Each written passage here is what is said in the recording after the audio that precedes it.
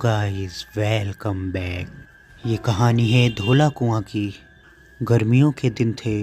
धूप बहुत ज़्यादा तेज़ थी। दो आदमी अपने घर से धौला कुआं के लिए निकले किसी काम की वजह से। उन्हें सफ़र करते हुए लगभग 1 से 2 घंटे बीत चुके थे। प्यास की शिद्दत बहुत ही ज़्यादा थी और उनके पास पानी भी मौजूद नहीं था। किसी तरह वो धौला कुआं के बस स्टॉप पर जाकर उतरे। वहाँ उन्हें दूर दूर तक पानी नहीं दिखा। धौला कुआं से आगे भी उन्हें कहीं जाना था, इस वजह से वो दोनों बस स्टॉप पर ही बैठे रहे। वो दोनों ही अपनी नज़रें दौड़ा रहे थे कि कहीं आसपास में कोई पानी वाला दिख जाए या फिर कोई छोटी मोटी शॉप दिख जाए जहाँ से उन्हें पानी मिल जाए। लेकिन वहाँ आसपास में ऐसी कोई भी दुकान नहीं थी। वो दोनों बस स्टॉप पर बैठे हुए थे। अचानक ही उस बस स्टॉप पर एक महिला आई और वो भी वहीं आकर के बैठ गई। फिर उस महिला ने अपने पास से एक बोतल पानी निकाला और वो पानी पीने लगी। वो दोनों आदमी प्यासे थे, इस वजह से उस औरत की तरफ देखने लगे। फिर अचानक ही उस औरत की निगाह उन दोनों आदमियों पे पड़ गई कि वो मेरी तरफ ही देख रहे हैं। उस औरत ने पूछा, क्या पानी पीना है?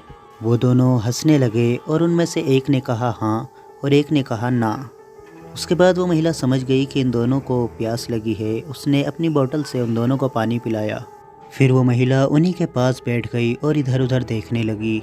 फिर कुछ देर के बाद उस महिला ने अपने बैग से एक छोटी सी बोतल निकाली जिसमें थोड़ा पानी था और उस बोतल के ऊपर काला धागा बहुत ज़्यादा लिपटा हुआ था। और उस महिला ने उन दोनों से कहा कि ये लो, तुम दोनों इसमें से थोड़ा थोड़ा पानी पी लो। अगर ये पानी पी लोगे तो तुम्हें पूरे दिन तक प्यास नहीं लगेगी। ये पानी मुझे किसी डॉक्टर ने दिया था। इस पानी में कोई ऐसी मेडिसिन मिली हुई है जिसकी वजह से इंसान को प्यास नहीं लगती।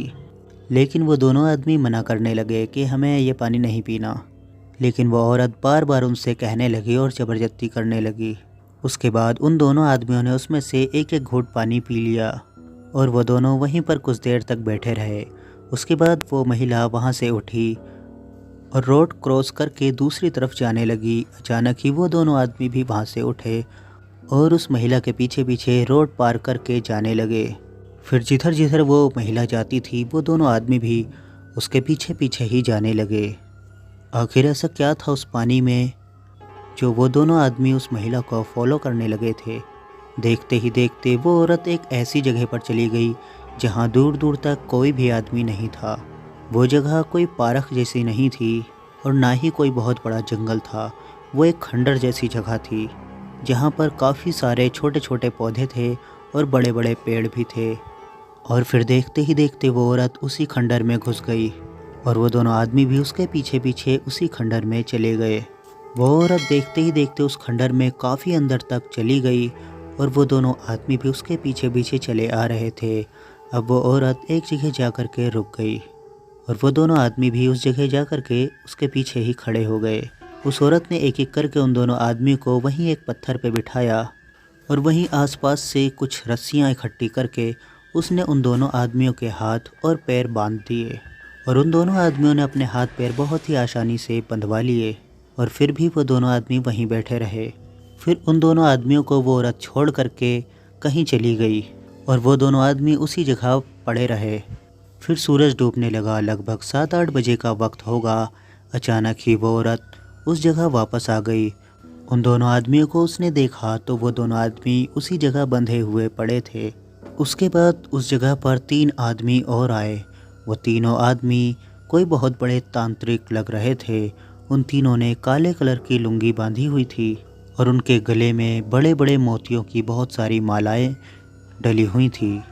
जब वो औरत उन आदमियों को स्टैंड पर मिली थी तब उसने अलग कलर की साड़ी पहन रखी थी, लेकिन अब वो औरत भी एक ब्लैक कलर की साड़ी में थी और उसने अपने मत्थे पर एक बहुत ही लंबा काले कलर का टीका लगा रखा था। और वो लोग अपने साथ कुछ सामान भी लेकर के आए थे। अब वो सभी लोग उस जगह पर एक बड़ा सा काले कलर का गोला बनाने लगे और उस गोले के बीचों बीच में कुछ सामान रखने लगे।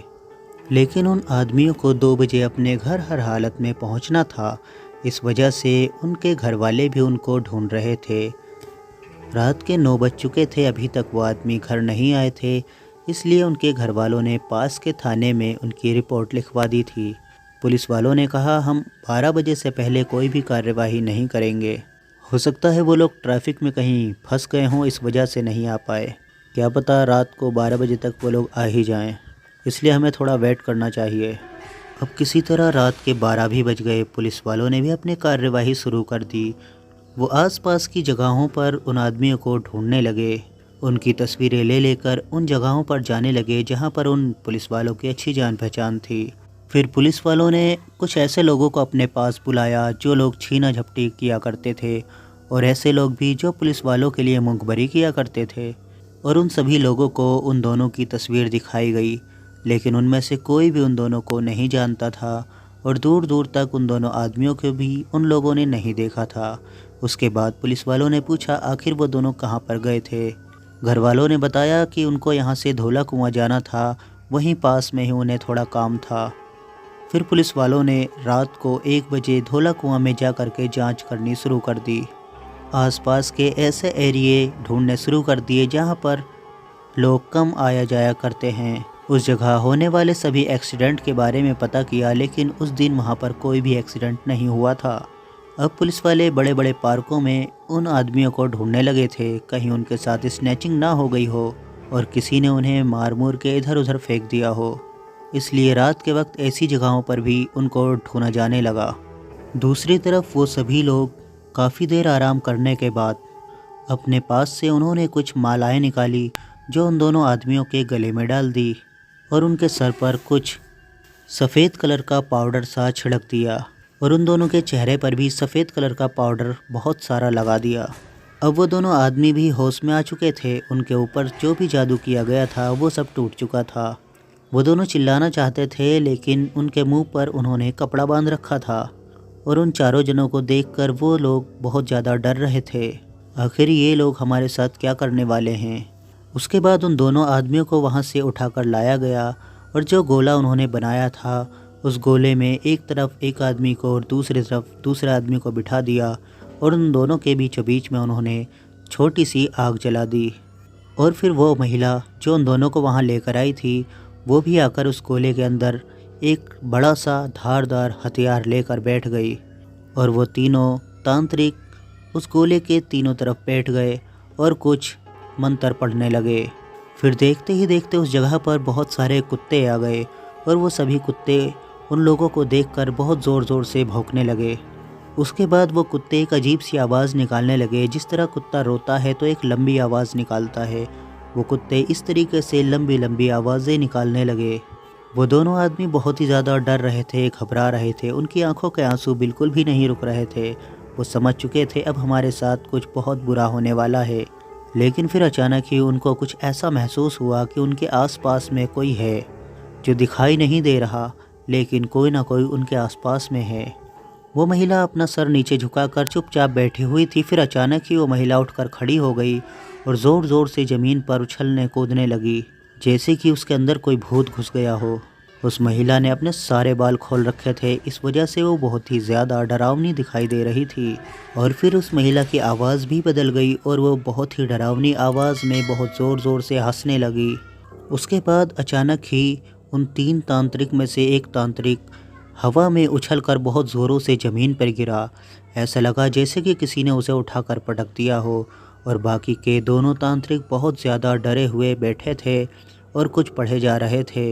लेकिन उनमें से एक तांत्रिक बिल्कुल बेहोश हो चुका था, और उस जगह अब बिल्कुल शांति हो चुकी थी। वो महिला भी बिल्कुल नहीं चिल्ला रही थी, वो चुपचाप एक जगह आकर खड़ी हो गई, और उस जगह पर हवा बहुत ही ज़्यादा ज़ोरों से चलने लगी, और कुत्ते भी बहुत ज़्यादा ज़ोर ज़ोर से दौड़ने लगे और बहुत ज़ोर ज़ोर से भौंकने लगे, इधर उधर भागने लगे। अफरा तफरी सी मच गई कुत्तों के बीच में। फिर अचानक ही वहाँ झाड़ियों में से कोई आता हुआ नज़र आया। देखते ही देखते 5 से 7 लोग उस झाड़ी से अंदर की तरफ आने लगे, और उन लोगों को देखकर वो सभी तांत्रिक उठकर खड़े हो गए। वो कोई और लोग नहीं थे, वो पुलिस वाले थे। पुलिस वालों को देखकर वो लोग भागना चाहते थे, लेकिन पुलिस वालों ने उस जगह को चारों तरफ से घेर लिया था, और उन सभी लोगों को पुलिस वालों ने पकड़ लिया। और फिर अचानक ही वो तेज़ हवा चलनी भी बंद हो गई और कुत्तों का भौंकना भी बंद हो गया। पुलिस वालों ने देखा कि वो महिला उन दोनों आदमियों की बलि चढ़ाना चाहती थी, लेकिन अब पुलिस वालों को देखकर वो काफ़ी ज़्यादा डर चुकी थी। उसने जैसे ही भागने की कोशिश की तो वहाँ पर और पुलिस वाले भी थे जिन्होंने तुरंत ही उस महिला को पकड़ लिया। इस तरह से उन दोनों आदमियों की जान तो बच गई, लेकिन उनके दिलों में एक बहुत ही खौफनाक दहशत बैठ चुकी थी। डॉक्टरों ने भी बताया लगभग 1 साल लग सकता है ये दहशत इनके दिमाग से निकलने में। और दूसरी तरफ पुलिस वाले उस महिला को और उन तीनों आदमियों को ले जा कर के लॉकअप में बंद कर चुके थे। और काफ़ी पूछने के बाद पता चला इससे पहले भी उन लोगों ने वहाँ पर 2-3 बलि चढ़ाई हैं। ये काम करने से उन लोगों से शैतान बात करता है और उन्हें काफ़ी रुपया पैसा देता है और उनकी उम्र भी बढ़ जाती है। दोस्तों, क्या आपने भी किसी के साथ ऐसा होता सुना है? अगर सुना है तो हमें कमेंट करके ज़रूर बताएं। और ये कहानी यहीं समाप्त हो जाती है। Thanks for watching. Bye bye.